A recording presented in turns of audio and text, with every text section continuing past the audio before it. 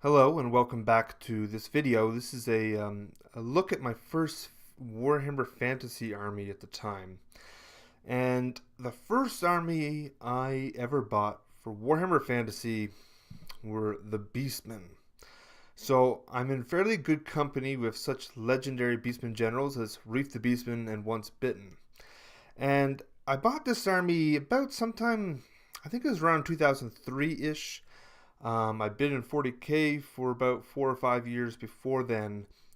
This is my first time getting into fantasy. At the time, my roommate was owned the local store, and there's a couple guys living downstairs, but beneath us in our apartment, and they were also kind of friends, and they played Warhammer. They played 40K as well, but they were more heavily into fantasy, and so that's when I kind of got into it. And it's really kind of taken off ever since then. In many respects, I still played 40K for a few years thereafter, but I've really, in some ways, more focused on fantasy going forward. Certainly, that's been the case for the last 10 or 12 years.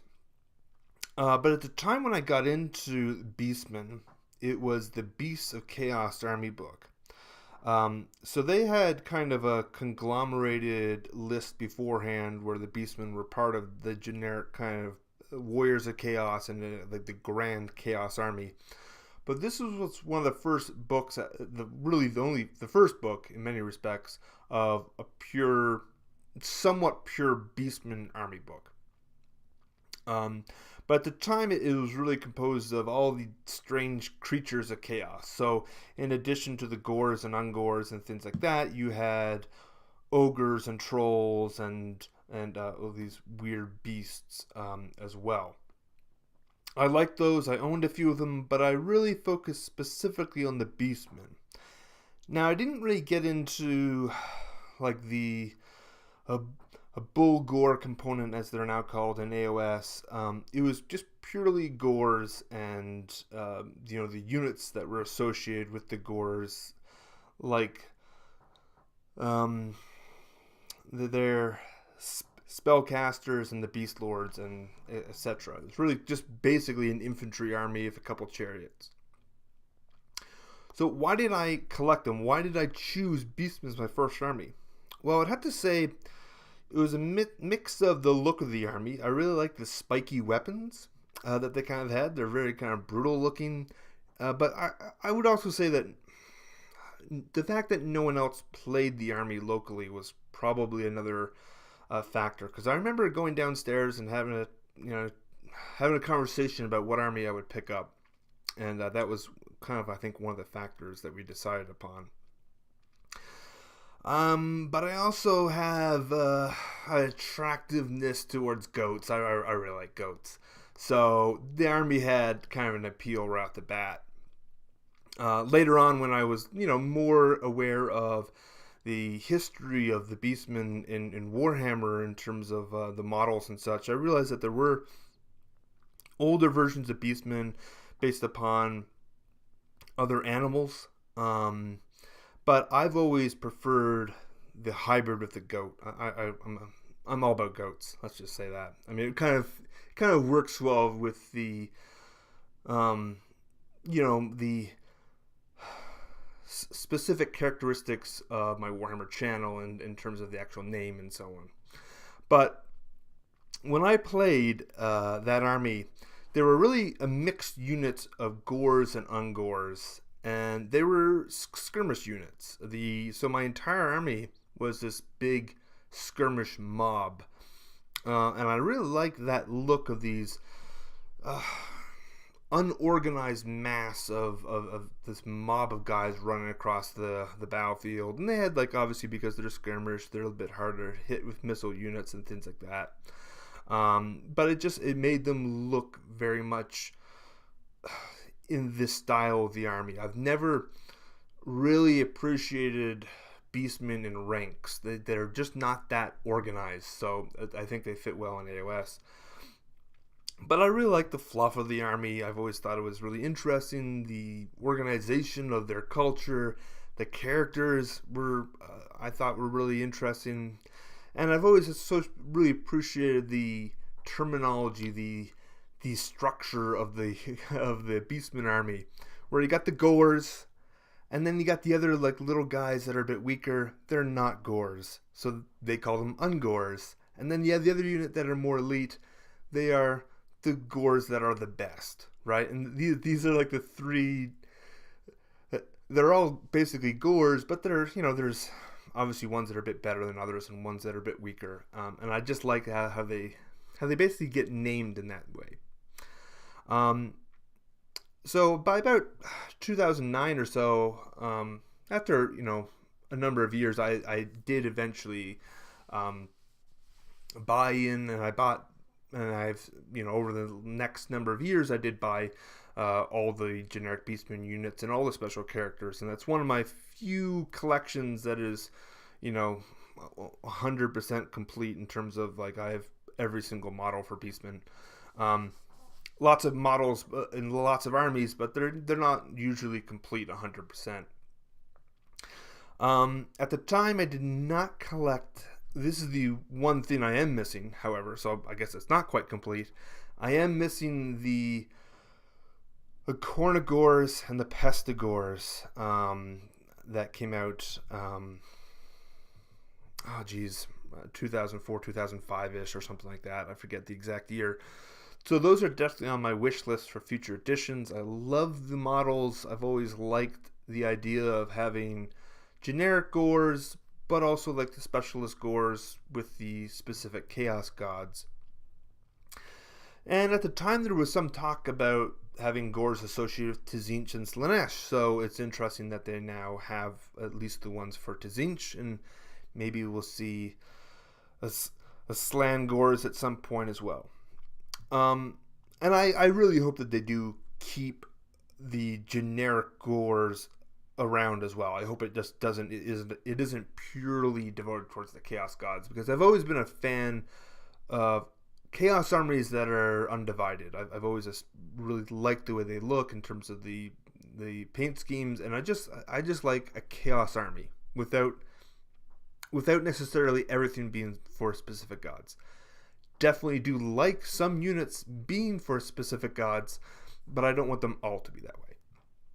So the Beastmen, when I bought them, they were definitely not a powerhouse first tier army. And they're not that way in AOS, but they definitely have become much more competitive for a variety of reasons. In AOS, they certainly have a strong place in the narrative. The Garage Hammer podcast they're mentioning how every time they need a Chaos army just to get a slaughtered, it's always kind of the Beastmen, which is fine by me. The Beastmen deserve to be slaughtered. I mean, they're a bunch of animals and cows and goats. Of course, they're going to get slaughtered for the meat. But they even appeared in a couple of the audiobooks and audio dramas that I've listened to, which I think it's a pretty good sign that they'll be around. In fact, as I recall, one of the Beastmen in that was based on like a variety of other animals. So we'll see if they come out and they kind of expand that out. I do hope that the look of a goat hybrid is around for some time, though. So, how long did I play the Beastmen? Well, I mean, I still have the army today, but at the time, I only played it for about a year or so. My opponents, the ones that I played most frequently against, were much more competitive power gamer type guys. So their armies were hardcore, all the best possible. When they made their army list, it was perfect and really hard kind of list to kind of go against. Every single unit was really, really tough, and they had, a whole bunch of tricks and things like this that they could do that I couldn't. So, I was new to fantasy, a very sharp learning curve, and most of the time I remember my armies absolutely getting slaughtered. I don't think I won any games May have tied like once or something. I just remember kind of my armies running up the board and then running back down the board. I think it's I think at the time it was a very difficult army to master. Because they're all skirmish, you couldn't. They had a special rule where you could get a rank bonus, but you could only get +2. You couldn't get the +3, and I could never. In order to get on the flank, you had to have the majority of your models in the skirmish formation on the flank of the opposing unit. I never seemed to be able to really do that effectively. And he could. There's no good unit to act as kind of an anchor to hold them in place while you kind of go around the side or whatnot. The Gores of the units were toughness 4, which was good, but they had no armor, and they had strength 3, so you didn't have any rend on your opponent's armor. And they were on these larger bases as well, which meant you limited on how many models you could attack. So they were really underwhelming. I didn't have any of the elite units for Gores, so that it was kind of a depressing games. Because they're a mixed unit, you could theoretically, the way it was supposed to work with the generic units of Gores and Ungores is the first 2 units were Gores. They'd have a 2 hand weapons, so at least the first rank would get a couple attacks per model. The rank behind them would just get 1 attack, as I recall in fantasy.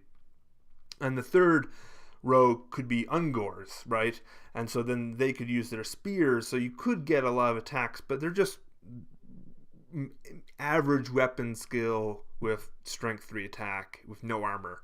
And their leadership was really low too, so because they took all these casualties, they just kind of kept breaking constantly. I did have a couple trolls and ogres sometimes. Like I said, I used to mostly focus on the gore component, but the trolls and ogres had the same problem insofar as you couldn't really get a great rank bonus from them as well because of how much they cost per model and the amount of points. So within a fairly short period, I decided, as much as I love the look and the idea of the army, the play style of it was really difficult, and I traded it for a high elf army. It was not necessarily. I remember my opponents talking about this, and they were kind of all, I think, a little bit annoyed at the fact that I went high elves. But anyways, I traded it for the high elves, and I enjoyed the high elves. Again, I don't think I was ever a really good player at fantasy by any means. Again, most of the games I remember of high elves probably losing as well. So, but within a couple years, I was aggressively buying armies. And the guy who had bought my Beastmen, or who I had traded the army for the high elves, who was a really good friend of mine, and but he decided to leave the hobby, and so I ended up buying back my Beastmen army in addition to his Eldar army for 40k and stuff. So I got my entire army back, and I don't think he added much to it, although he did paint a few models, and he was actually a pretty good painter. Unsurprisingly, I was not really much of a painter. So that was kind of nice to get a few nice models painted. But that was the only time I've actually traded an army away, and the relief I had getting them back really convinced me to never do it again.